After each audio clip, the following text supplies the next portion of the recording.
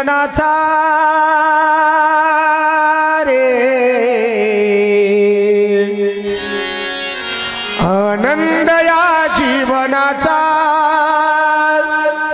सुगंधा परी दरिवळावा आनंद या जीवनाचा रे सुगंधा परी दरिवळावा पायातला सूर जैसा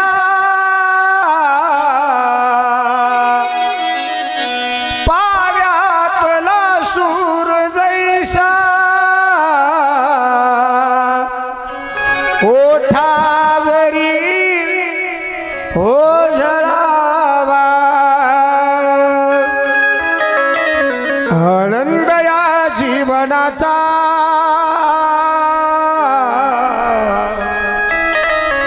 सुगंधा परी दरिवळावा एवढं सुंदर जीवन जगलं आपल्याही जीवनाचं सुंगत निघावा महाराज असं जीवन असलं पाहिजे। पूतना मारली महाराज पूतना त्या ठिकाणी मारली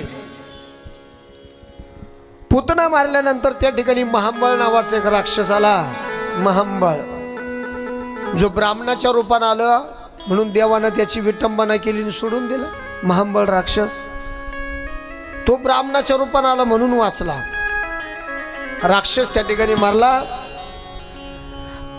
आता शकटासूर नावाचा एक शकटासूर नावाचा एक राक्षस तिथं आला शकटासूर ऐकताय तुम्ही यशोदा महिला काम होती म्हणून यशोदा महिना काय केलं बैलगाडी होती बाहेर बैलगाडी त्या बैलगाडीला झोळी बांधली पहिल्या झोळ्या बांधायच्या महिला रानात जर गेले ना जुने ग्रामीण भागात लोक बघा अजूनही रानात जर गेले तर त्या गाडीला झोळी असायची बैलगाडीला झोळी बांधायची का नाही यशोदा महिना झोळी बांधली आणि कन्याला त्याच्यात टाकून दिलं।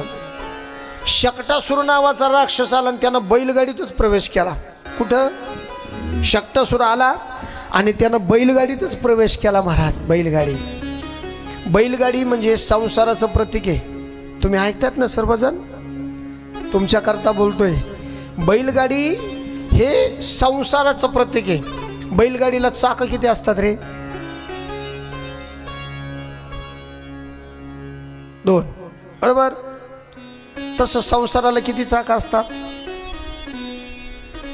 बोला ना मोठ्याने बोलायचं तुमची माझी ओळख झाली की नाही आता मी बाबा काय नवीन राहिलो का तुम्हाला मी घरचाच झालो काल एका कुटुंबासारखे सगळे जेवलो का नाही अख्ख्या 2 बिल्डिंगी मिळून मग मी घरातला झालो का नाही मग मला बेयायचं नाही घाबरायचं नाही पटकन बोलायचं हां जसे बैलगाडीला 2 चाक तसे संसाराला किती चाक कोण कोण नवरा आणि बायको मग दोन्ही चाक चांगले असले तर संसार चालत की चांगला चालन की नाही दोन्ही चाक सारखे असले तर संसार चालन की नाही एक चाक असं सरळ चाललं आणि एक चाक असं डगमारीत चाललं संसार जमन का गाडी डगमारीत चालल्यावर जमत नाही त्यातल्या त्यात ते जर आऊट असलं ना एखादं चाक आऊट कळत ना तुम्हाला एखादं चाक जवळ आऊट असलं ना तर ते जमतच नाही बरं ते आडवं आऊट असलं तर बरं ते जर उभं आऊट असलं तर ते असं डगमारीत चालत कळलं ना तुम्हाला मला काय बोलायचं म्हणून संसारात आऊट चाक चालत मग आता तुमचं तुम्हीच पहा कोणतं सरळ आहे आणि कोणतं डगमारीत चालत तुमचं तुम्हीच पहा हा जय सीताराम डगमारीत चालतं आऊट चाक ऐका इकडे लक्ष द्या संसाराचं प्रतीक आहे भगवान परमात्म्याने त्या बैलगाडीला अशी लात मारली हा आणि तीच बैलगाडी ना महाराज ती बैलगाडी सरळच चालली पाहिजे कशी चालली पाहिजे आणि गाडी हाकणारा सुद्धा तसाच पाहिजे साधू संत सांगतात भैया गाडीवाला रे गाडीवाला भैया भैया गाडीवाला रे गाडीवाला भैया और भैया गाडीवाला रे गाडीवाला भैया मेरी गाड़ी हाक जरा गाडी धीरे हा करे धीरे गाडी हाक जरा धीरे गाडी हा करे धीरे गाड़ी हाक जरा गाड़ी धीरे हाक धीरे गाड़ी हाक जरा गाडी धीरे हाक ए भैया गाड़ी वाला रे गाड़ी वाला भैया भैया तबले वाला रे तबले वाला भैया धीरे गाड़ी हाक जरा गाड़ी धीरे हा करे गाड़ी धीरे हाक जरा गाड़ी धीरे हा करे भैया गाड़ी वाला रे गाड़ी वाला भैया भैया गाडी वाला रे गाडी वाला भैया धीरे गाड़ी हाक जरा गाड़ी धीरे ए हो जे धीरे गाड़ी हाक जरा गाड़ी धीरे हाक गाड़ी तेरी रंग बिरंगी गाड़ी तेरी रंग बिरंगी बैल तेरे गुलजार रे बैल तेरे गुलजार रे हाकने वाला छेल छबीला हाकने वाला छेल छबीला बैठने वाला लाल रे धीरे गाड़ी हाक जरा गाड़ी धीरे हाक धीरे गाड़ी हाक जरा गाड़ी धीरे हाक ओ धीरे गाडी हाक जरा गाडी धीरे हाक रे गाड़ी हा करे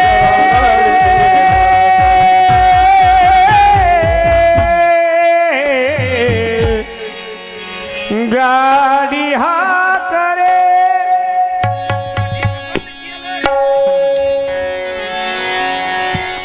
गाड़ी धीरे हाक जरा गाडी धीरे हा करे संसाराची गाडी महाराज ही चांगलीच असली पाहिजे संसाराची गाडी शकटासूर त्या ठिकाणी मारला भगवान करवड बदलू लागले करवड बदलू लागले लगेच उत्सव 16 संस्कार आहेत महाराज तसे अनेक प्रकारचे उत्सव जीवनामध्ये केले जातात करवड बदलले म्हणजे आपल्या भाषेत काय म्हणते त्याला कानवडं होणे असं हा भगवान करवड बदलू लागले उत्सव त्या ठिकाणी झाला पालथी त्या ठिकाणी पडू लागले आणि आता भगवान परमात्मा पालथी पडता पडता रांगू लागले साधू संत सांगतात भगवान कसे रांगतात तळवे तळ हात टेकीत तळवे तळ हात टेकीत डाव्या गुडघ्याने रागत डाव्या गुडघ्याने रागत डाव्या गुडघ्याने रागत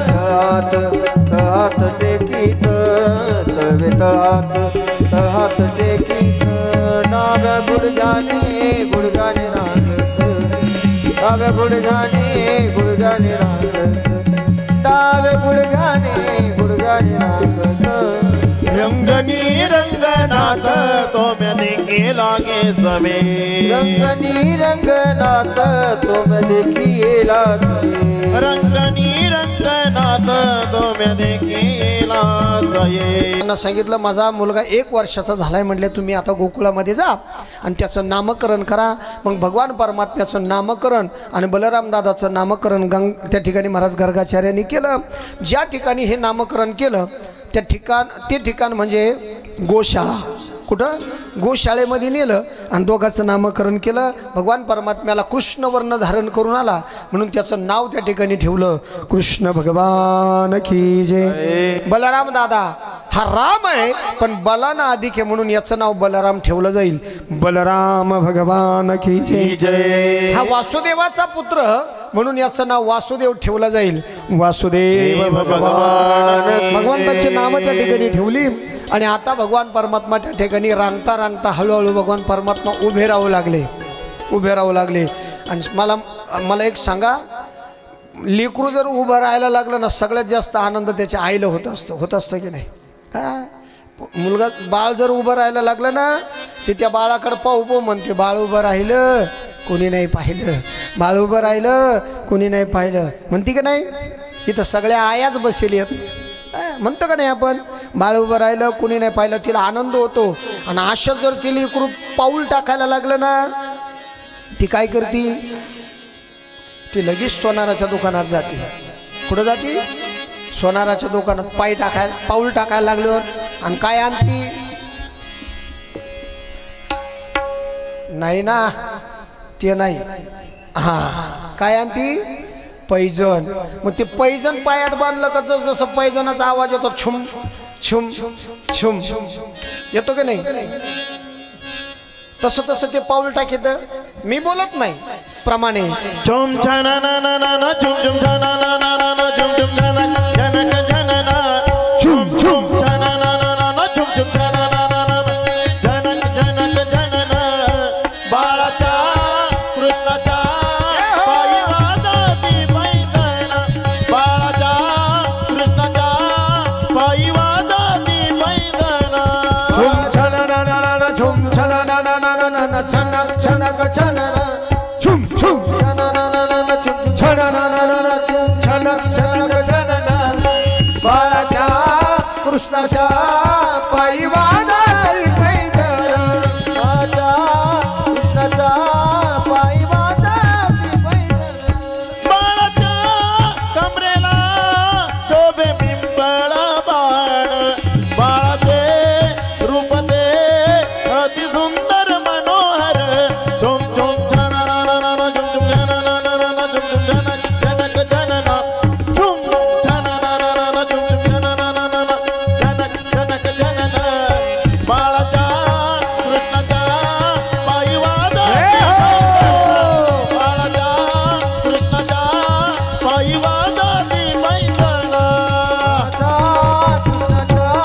पायी वाजती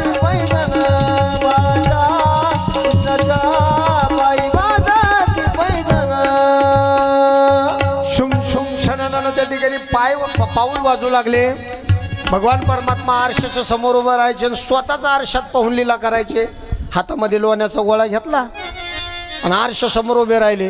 आता मला सांगा, याच्या हातात लोण्याचा गोळा आणि आरशा समोर उभा राहिला, मग हाच आरशा दिसेल का नाही? त्या आरशातल्याला पाहिलं, अरे चोरा, पहा आरशातल्याला, अरे म्हणले चोरा आमच्या घरात घुसला म्हटले तू, मैया मैया मैया करत लगेच यशोदामाईकडे गेले. काय झालं रे कन्हैया? आपल्या घरात चोर शिरला म्हणले. कुठे आहे चोर? चल म्हणले तुला दाखवतो. यशोदामाईचा हात धरला आणि आरशाच्या समोर आणलं. बघ म्हणले, बघ ते बघ ते बघ आरशात बघ कसा माझ्याकडे बोट करतो म्हणले. अनेक प्रकारानं महाराज यशोदामाईला आनंद दिला, नंदबाबाला आनंद दिला. मागच्या जन्मामध्ये हेच असणारे यशोदा आणि नंदबाबा हे द्रोण नावाचे वसू होते. द्रोण नावाचे असणारे वसू, त्यांनी तपश्चर्या केली आणि वसू आणि धरा, यशोदा धरा होती, दोघांनी तपश्चर्या केली आणि देवाला सांगितलं तर तू आमच्या घरी बालक रूपानं लीला करण्याकरता यावं. त्याकरता भगवान त्यांच्या घरी लीला करतो आणि त्यांना आनंद देतोय. अशा पद्धतीनं महाराज भगवान त्या ठिकाणी आता हळूहळू खेळू लागला. भगवान परमात्मा ज्या ठिकाणी खेळतो त्या ठिकाणाला रमण रीती म्हटलं जातं. आपण वृंदावनला गेलं, आजही तिथं महाराज आपण रमण रीतीमध्ये खेळतो. कोण कोण गेलं रमण रीतीला? फार आनंद आहे. आमची ही मंडळीत ना महाराज एकामेकाला फार बुजवीत येत, तिथं गेले ना फार असे स्वतःला जसं काय लहान लहान लेकरं असे खेळत येत हे सगळे. त्यांचंच काय घेऊन बसले, त्यांनी मला एवढा खड्डा खालून खाली घातलं होतं मातीत त्या रमण रीतीला. फार आनंद घेतला तो महाराज, कारण भगवान परमात्मा तिथं खेळला. ब्रह्मघाट, ब्रह्मकुंड, ब्रह्मकुंडामध्ये रमण रीती तिथं आहे. फार सुंदर ठिकाण आहे. तिथं भगवान परमात्मा खेळायला गेला आणि खेळता खेळता भगवान परमात्म्यानं तिथली थोडी माती उचलली आणि तोंडात टाकली. देवानं का रज खाल्ले? कारण देवाला रजगुणी कार्य करायचे होते, म्हणून देवानं माती त्या ठिकाणी तोंडात टाकली, रज खाल्ली. आता देवानं माती खाल्ली ही पाहिली बळराम दादानं. बळराम दादा म्हणे, कन्हैया, मोठा होता ना बळराम दादा, माती खाल्लीस? ते म्हणलं हा खाल्ली, काय करायचं घे करू. हा बळराम दादाला सुद्धा भेट नव्हता. पहा कसा पाहतो माझ्याकडे, तू हस सांगतोय, तुझंच सांगतोय, कसा पाहतो पहा माझ्याकडे. बळराम दादाला म्हणलंय घाबरत नाही, म्हणलं तुला जा सांगायचं तर सांग म्हणले. तुम्ही बघा टार्गट मुलं जर असले, लहान घरातलं जरी असलं ना, मला ते मोठ्याला सुद्धा भेट, आईला सांगतो सांग, नाही भेट म्हणला तुला, घाबरत नाही म्हणले तुला. बळराम दादा सांगायला निघाला, त्याच्या मागे लगेच पळाला. बळराम दादा सांगायला निघाले आणि त्याच्या मागं पळाला. बळराम दादाने जाऊन सांगावं, आई अगं यानं माती खाल्ली ना म्हणले, यानं माती खाल्ली.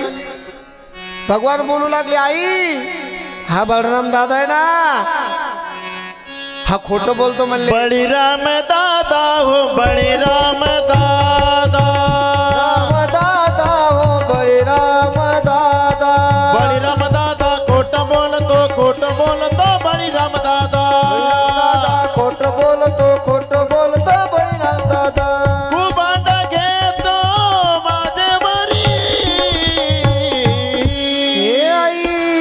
आई ग आई नाही खाली कमी माती आई ग आई नाही खाली कमी माती आई ग आई नाही खाली कमी माती आई गाई नाही खाली जाणे माती आई गाई नाही खाली जाणे माती. हा खोटं बोलतो म्हणले बलराम दादा. बलराम दादा हो बलराम दादा बलराम दादा खोटं बोलतो. आता खरं खोटं कोण बोलत होतं? खरं खोटं कोण बोलत होतं? हा बोलत होता ना. पण याला सवय आहे महाराज, खोट्याचं खरं आणि खऱ्याचं खोटं करायची. याला सवय आहे महाराज. खोटं बोलतो म्हणले. दाखव बरं तोंड. यशोदाबाईने म्हणाव मूक त्या ठिकाणी दाखव म्हणले तुझं तोंड. केलं महाराज. 14 भुवनाचं दर्शन दिलं. हातात काठी घेतली आणि त्याच्या पाठीमागं पळू लागली. थांब म्हणले. थांबत नाही म्हणला. असंच आहे महाराज. त्याच्यावर जर कोणी रुबाब केला ना तो ऐकत नसतो, पण प्रेमानं लगेच ऐकतो. हातात काठी घेतली. थांब म्हणले. थांब. थांबतच नाही ना महाराज. हा का नाही पुढं पुढं पुढं पुढं त्या ठिकाणी पळू लागला.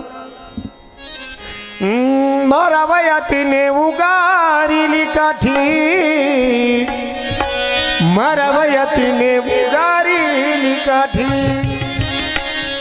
भुवने त्या पोटी 14 देखे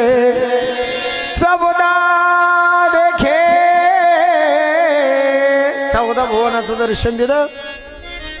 थांबलाच नाही महाराज.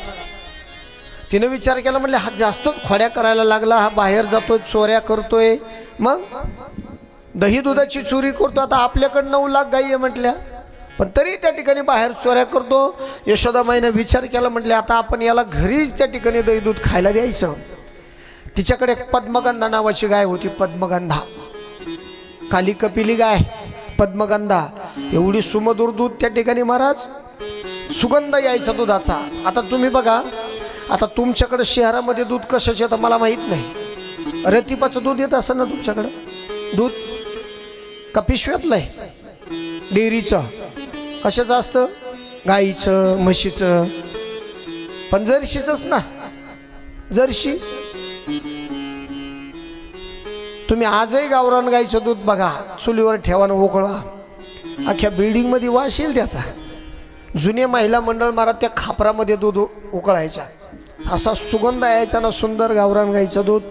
आता खेडोपाडी गावरान गाई आहेत अजून आहे. आमच्याकडे गाय महाराज तिचं नाव राधा आहे. राधा गावरान गाय राधा.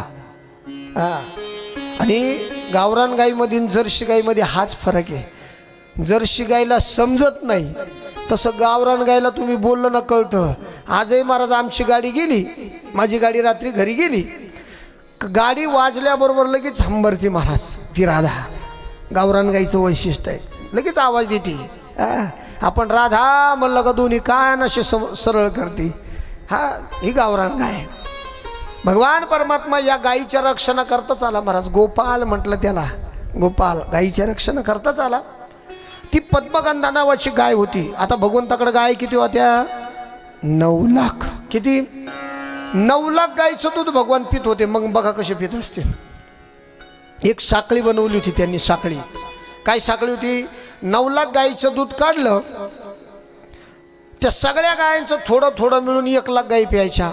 1 लाख गायींचं दूध काढलं, थोडं थोडं करून 10,000 गायींना पाजायचं. 10,000 गायींचं दूध काढलं, थोडं थोडं करून 1,000 गायांना पाजायचं. 1,000 गायांचं दूध काढायचं, 100 गायांना पाजायचं. 100 गायचं काढायचं, 10 गायाला पाजायचं. 10 गायचं दूध काढायचं आणि एकट्या पद्मगंधाला पाजायचं. पद्मगंधाचं दूध यशोदेनं खायचं आणि यशोदेचं स्तनपान कन्हैयानं करायचं. एवढी मोठी श्रृंखला भागवतात सांगितलेली आहे. त्या गायचं दूध त्या ठिकाणी महाराज. आता हे सर्व असणारे महाराज गोपाळ असे मरतुकडे झाले होते. म्हणून देवानं खऱ्या अर्थानं चोऱ्या करायला सुरुवात केली. यशोदामाईनं विचार केला आता आपण सुद्धा घरी मंथन केलं पाहिजे आणि म्हणून यशोदानं सुद्धा घरी मंथन करायला सुरुवात केली. महाराज गोविंद मेरो है गोपाल मेरो है रोहे गोपाल मेरो है मेरो है गोपाल मेरो है गोविंद मेरो है गोपाल मेरो है बाके बिहारी नंदलाल मेरो है ओ श्री बाके बिहारी नंदलाल मेरो है बाके बिहारी नंदलाल मेरो है श्री बाके बिहारी नंदलाल मेरो है मेरो है गोपाल मेरो है गोविंद मेरो है गोपाल मेरो है मेरो है गोपाल मेरो है गोविंद मेरो है गोपाल मेरो है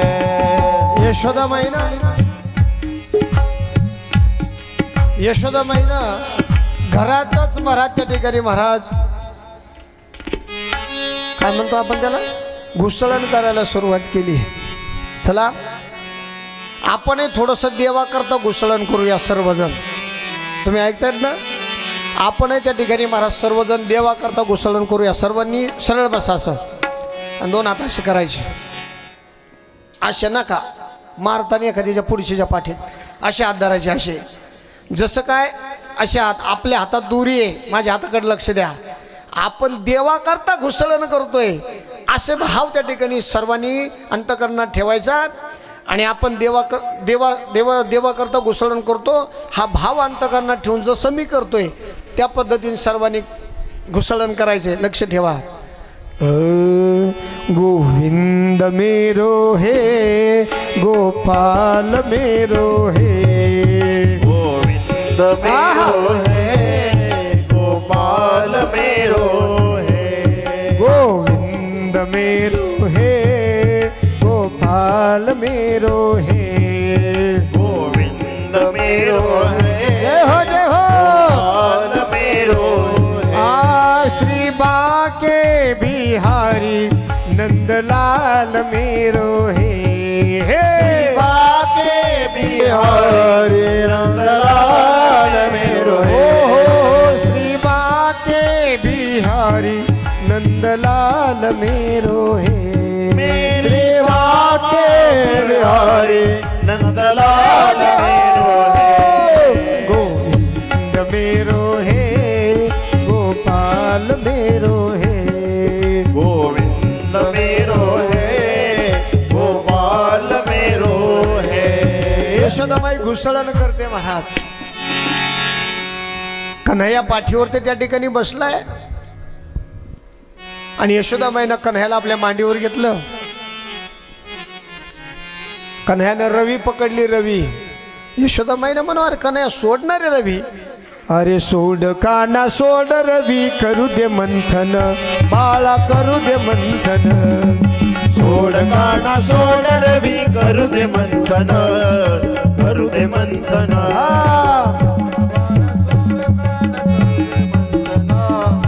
करू दे मंथन सोड काना सोड रवी करू दे मंथन करू दे मंथन अरे करू दे मंथन रे बाळा करू दे मंथन करू दे मंथन रे बाळा करू दे मंथन अरे करू दे मंथन रे बाळा करू दे मंथन करू दे मंथन रे बाळा करू दे मंथन.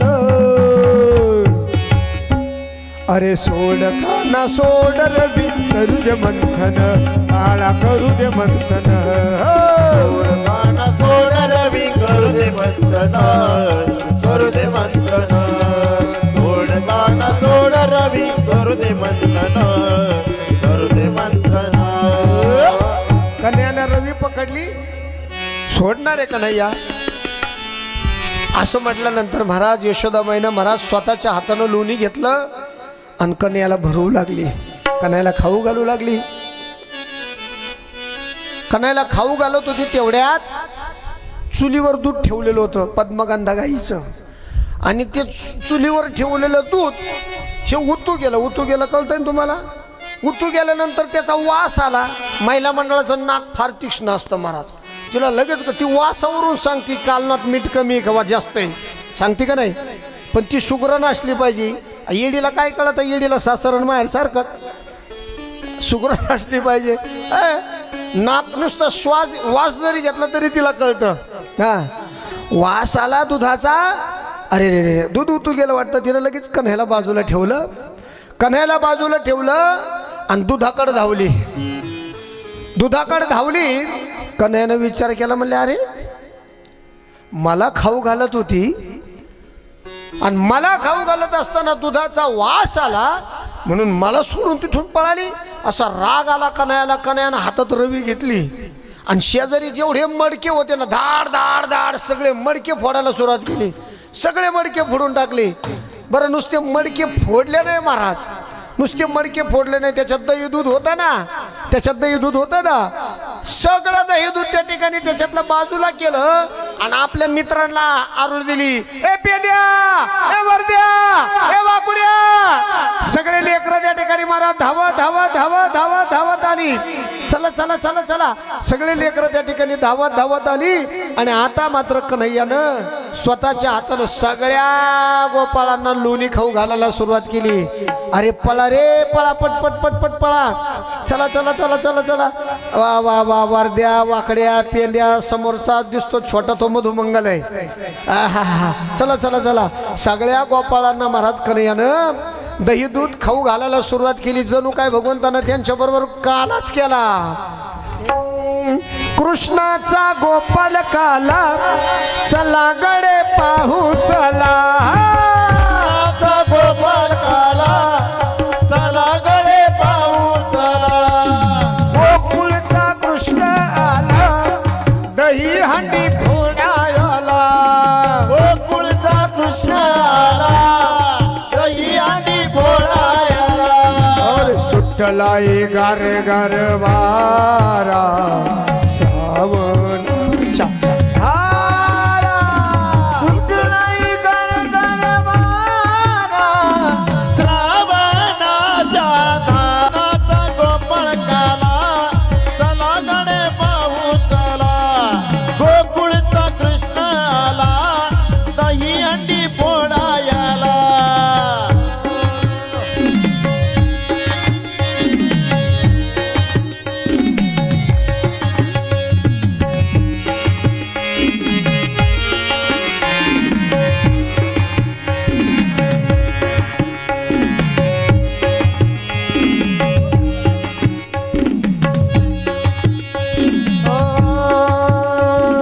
गोकुळचा कृष्ण आला, गोकुळचा कृष्ण आला, दही अंडी फोडायला.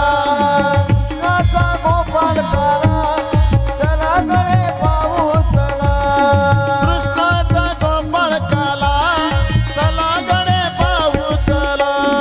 एक दोन तीन चार, होशियार जरा होशियार. एक दोन तीन चार, होशियार जरा होशियार. गोविंदा आला रे आला, जरा मटकी सामान बिजबाला. आला रे, आला जरा मटकी समान बिजवाला. अरे मच गया शोर सारी नगरी रे, आया बीरज का बाका संभाल तेरी गंठनी रे. मच गया शोर सारी नगरी रे, सारी नगरी